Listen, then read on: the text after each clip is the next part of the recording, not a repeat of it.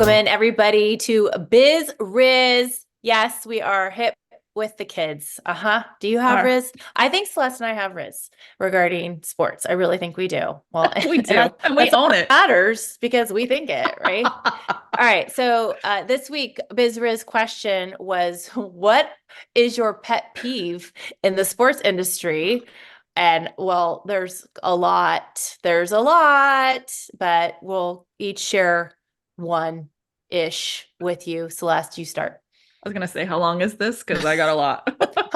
How much time But do you have? number one on Okay. Celeste Gering's list of pet Mm, peeves is definitely when people interrupt in meetings. Like, come on, people, just let someone have the floor. And mm, I can't stand it when there's always that one person in the meeting who's the chronic interrupter, right? Amy, there's like mm-hmm. that one person who has to keep talking over you and has to keep talking over you. And I listen to a lot of other podcasts and I read a lot of articles, and a lot of women especially feel like they get talked over all the time in Mm-hmm. meetings. And one of Mm-hmm. the keys, I think, of really stopping that is if somebody interrupts you, is just sit back, look at them, and literally say, as I was saying, and continue. So it kind of like is a nod to them, like, hey, quit interrupting me. But let's be honest, like some of these people are so oblivious and they keep on doing it. It's so crazy. So Amy, what's number one on your list? Well, I do need to comment on yours though, just because some of these people, let's be honest, the people who are interrupting are men, and oblivious is an interesting word. They just aren't giving you any credit when you talk. And you, my dear, are much nicer than me. I would not say, as I was saying, there would be some profanity and I would get canceled. So because I don't like that either. That's a really good one. Okay. So one of my pet peeves, when I got asked this, I was like, I don't, where should we start?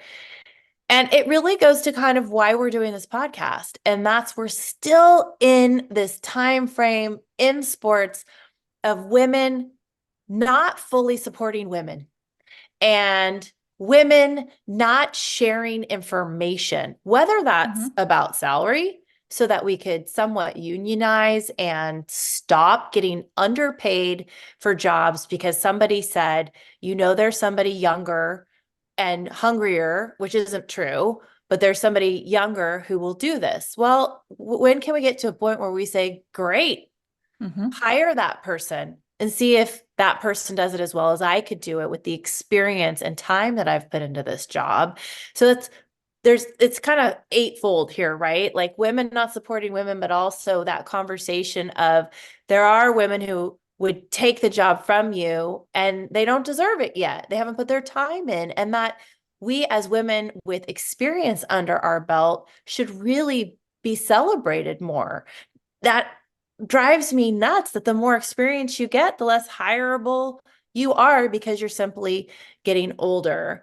And I just think if we can somehow unify and I talk the talk, walk the walk, right? I'd really try my best. I know I've probably been guilty of it at times too, where you start to panic or be concerned somebody's going to take your job. But even in the baseball world, like I remember certain teams, an in-game reporter was completely forthcoming. Alana Rizzo comes to mind. I met her when she was covering Colorado and I had to go on a trip. What do you need?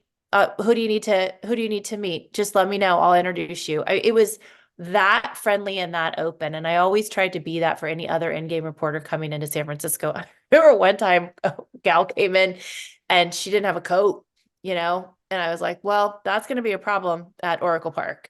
And so I Yeah. got her coats from the training staff. And the next day from home, I brought her a coat. So even little things like that, gestures like that, if we could get better at that, I think the industry overall would be a much better place to work and a much more fair place to work.